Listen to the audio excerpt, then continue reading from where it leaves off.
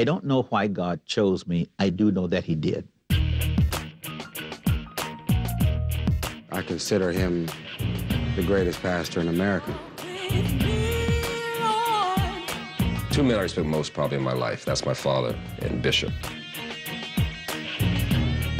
He's the most educated preacher that we have really in the African-American community.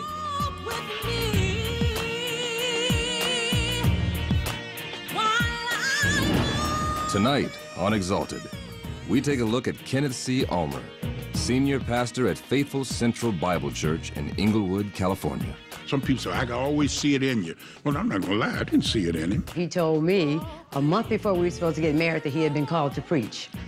And I'm going, oh, no. But life wasn't always so exalted for the bishop. I know what it's like to fall so low.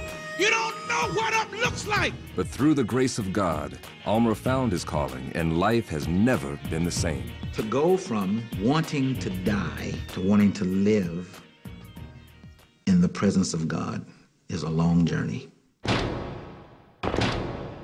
Study enough for me. Give me that old time religion. Give me that old time religion.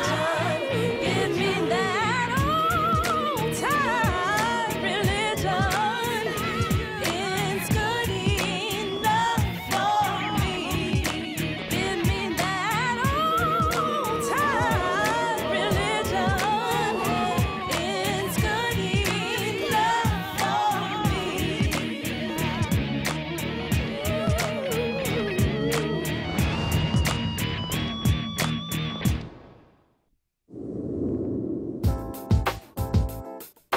As the leader of one of Southern California's largest and fastest growing churches, Bishop Kenneth C. Ulmer is shepherd to more than 15,000.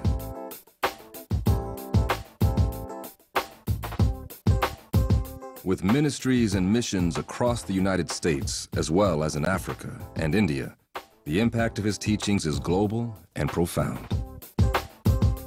Bishop Kenneth Ulmer comes basically from his very unique personality. He's a very biblical preacher, but very relevant, very humorous. My job description is to feed you with knowledge and understanding. My job is not to make you eat it. Mom used to cook dinner. She didn't pass out a menu. He can preach. He does preach, but he teaches. The key thing when you deal with men like Bishop Ulmer, here's what you look at. You look at how quickly you feel at home with them, how quickly you come into the man's presence and it's like, we've been friends forever and I just met him. Nobody can tell the story like he can tell the story. And so he gets people's attention that way. And when he finishes with them, they're like hooked. Ever since I've came here, I've always been on my own little mission to make sure that this place is jam-packed from top to bottom. I want to dedicate this song to my pastor, Bishop Ulmer. And while I'm out promoting the albums and movies, I always tell everybody that's listening to me, come join me in church. This guy holds 2 PhDs. This guy is a studied musician. He's a theologian, and then he's so cool. I must say that he is a visionary supreme. He's a person who is unafraid to assault challenges and to walk into the future and to dream very, very big. There is a new game at the Forum. The former home of the Lakers and the Kings has been sold. The new owners, an Inglewood church. I'll never forget Bishop saying, we're about to try to put in a bid to buy the Great Western Forum. I didn't know how serious he was, and it blew me away. It blew me away. I said, wow, this man thinks big. See, I'm praying that the word will take root. And I'm praying that the word would take root and that it would begin to adjust your life. And that you will be challenged in those times when you wish you hadn't learned it. And you'll get mad at me for telling you. I can handle it.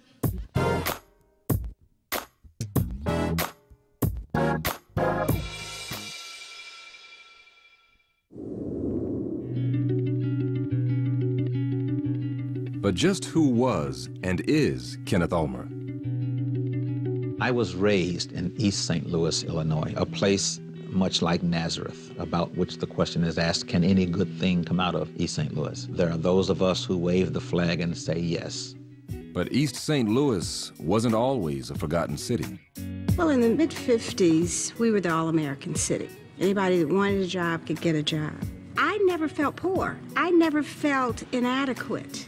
I never felt oppressed, because you went to the store and there was a person that looked like you who owned something. And it was a fine line between the haves and the have-nots, because if you ate, everybody ate. My address was 1124 Tudor. My church address was 1300 Tudor, which was exactly 1 block away. I grew up literally in the shadow of the church. I don't know a time when we didn't go to church. My spiritual destiny was shaped at Mount Zion Baptist Church in East St. Louis. East St. Louis carries with it a pride. We have produced some great people. And Bishop Kenneth Ulmer is one of those people that I consider to be one of those great people. And some people say, I can always see it in you. Well, I'm not gonna lie, I didn't see it in him. And talking about transition, it went from Kenny to Reverend to pastor and bishop. This house is where I was born and raised. My mother had lived in this home for 40-some years. She and my dad bought this house for $8,000. And for black people in those days to own your own home was a rare blessing. Both my parents worked. My mother used to clean the house of white people. My dad worked for the post office. I mean, in those days, if you got a green check, you were doing pretty good. I guess the most significant thing about this house is it's the place of the greatest pain of my life. And that was the day that I had to come from Los Angeles and move my mother from this house. She had become ill, and it was hard for her to live by herself. We had tried it for as long as we could. And so my sister and I made the decision to come out here, pack up all of her things, and then move her to California. And she kept saying, please don't do this to me. Don't do this. Why are you doing this to me? It was the most difficult day of my life.